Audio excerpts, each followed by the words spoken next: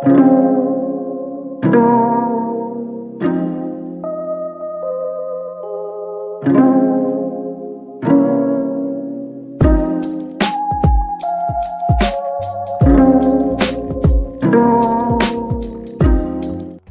y'all know what time it is. Anytime you see the slow beat bringing and the ladies singing, it's Big Vern in the booth doing his thing, thinking, ha ha. We had a great show lined up for you. We were talking about Sharon Moore, the charges. What were the charges on Friday for him? He's released on bond. Find out what we think about that story. Kentucky, they've got a new defensive coordinator, Will Stein. He hires Mr. Bateman from Texas A&M. Hopefully the Wildcats will be able to build a really sound defense. We pivoted to the NFL to talk about the AFC, the playoff race that exists right now. It is fluid outside of the top 4 seeds, so we got to go ahead and just monitor that as it goes along. Then we talked some Texas Horned Frogs, the TCU. They have a new offensive coordinator. Find out what we thought about that. Then news of the ridiculous. Javier Loya, the minority owner of the Texans. That dude is a bad dude. And I was just puzzled why the national media isn't talking about this at all. So, now that we got that out the way, we'll talk some NFC and what the playoff picture looks like for them. But we got a rap break, so we'll catch you on the other side of the content. It's your boy, Big Vern. What up, what up, what up? It's your boy, Big Vern, coming to you live from the App Stupid Studios, and we pushing a new rap album this month, The Game and DJ Drama, Gangsta Grills. Every movie needs a trailer.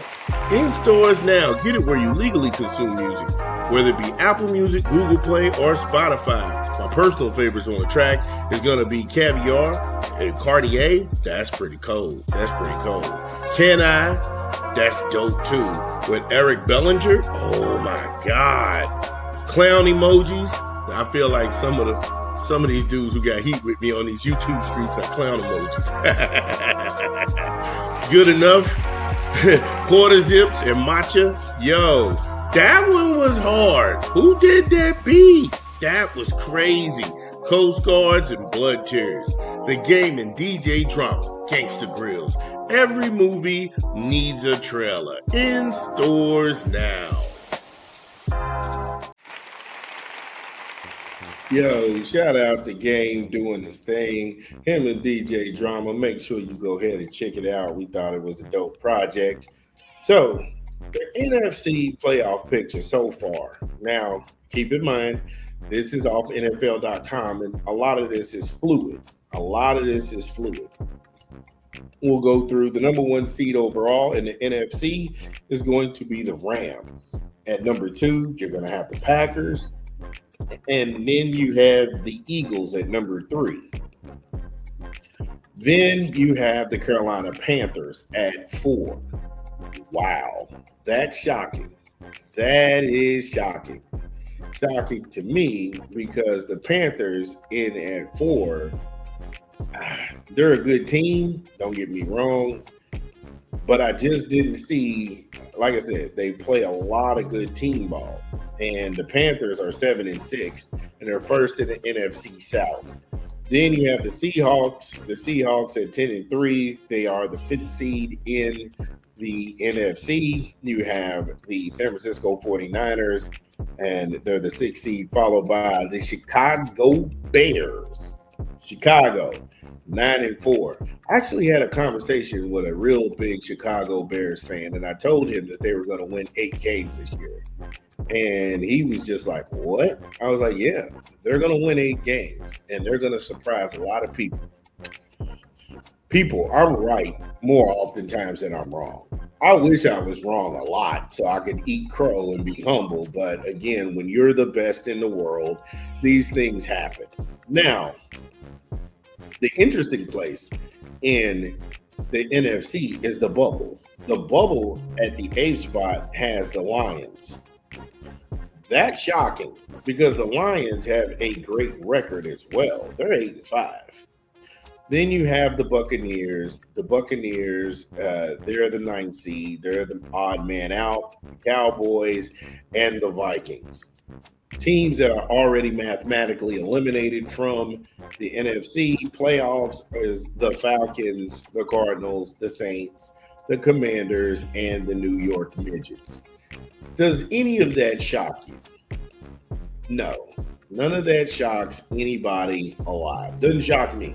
Doesn't shock me at all. But the bubble is shocking as well.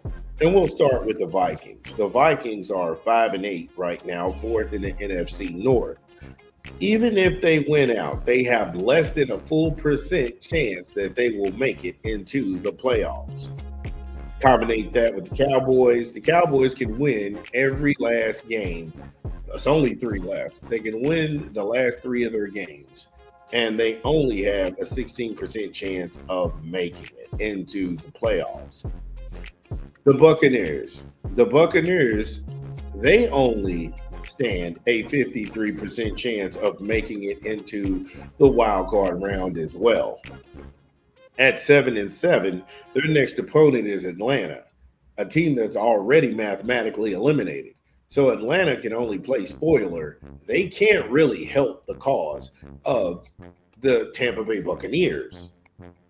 Then you have Detroit, which Detroit, if they win out, they will hold on to the 74% chance that they will be the 8th seed. And Dan Campbell and company will have to go on the road, and they would be paired up with the Rams.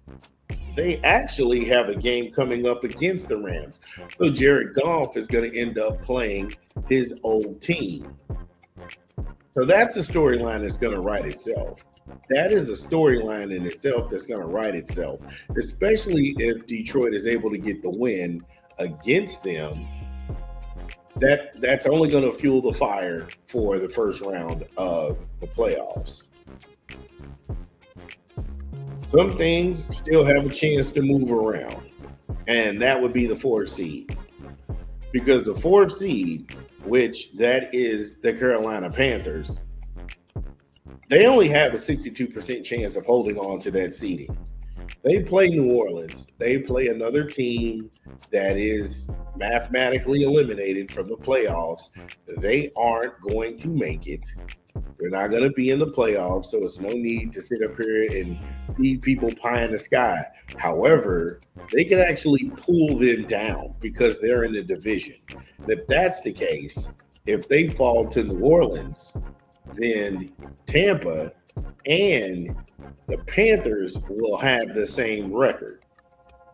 Then it's going to go to a tiebreaker situation. It looks like no matter what the Seahawks do, the Seahawks are going to stay at the 5th seed. They play the Colts next. That's not an NFC opponent. That's not going to go ahead and challenge them. Daniel Jones is hurt, so there's no way that they can go ahead and rebound from that. It looks like you're going to have the Eagles remain in the 3rd slot. Nothing that they can do about it. Their next game is against the Vegas Raiders. They can't, like I said, even if they lose that game, they lose the rest of the way out, they will still be the 3 seed. The Packers, they're in the same position. They play the Broncos. The Broncos are number 1 in the AFC. That's not going to affect them in the NFC whatsoever. Matt LaFleur can start resting guys after the Denver game leading into the playoffs, because no matter what, if the Packers drop 2, then they're still going to wind up with that 2nd seed. But an interesting variable and a caveat is that they have to play Chicago in Soldier Field. And if Chicago is going to get some get back and Chicago is able to keep that thing on the tracks, that he might have to play his guys. He might have to play his guys for at least the next 2 weeks to solidify himself and see where he's at. And the Rams can basically take off the rest of the season and they will be the number 1 seed. Detroit comes to town. That's how that's going to work out. So again, it's just the playoff picture as it exists. It seems like the first three seeds are definite. That fourth seed being Carolina, that is up for grabs, so to say. But above anything, the NFL.com gives them a 67% chance in holding on to that fourth seed. And if that's the case, who makes the jump? Who's on the bubble? Where's the ties at in the division? Yeah, they play New Orleans. They play New Orleans. How does that look? Wow. What a time to be alive. Dun, dun, dun, dun. Well, that's the show. Thank you all for joining us. We had a great time. Make sure you smash the like and subscribe button and share the content. This is Big Vern, and we'll see you tomorrow. Peace.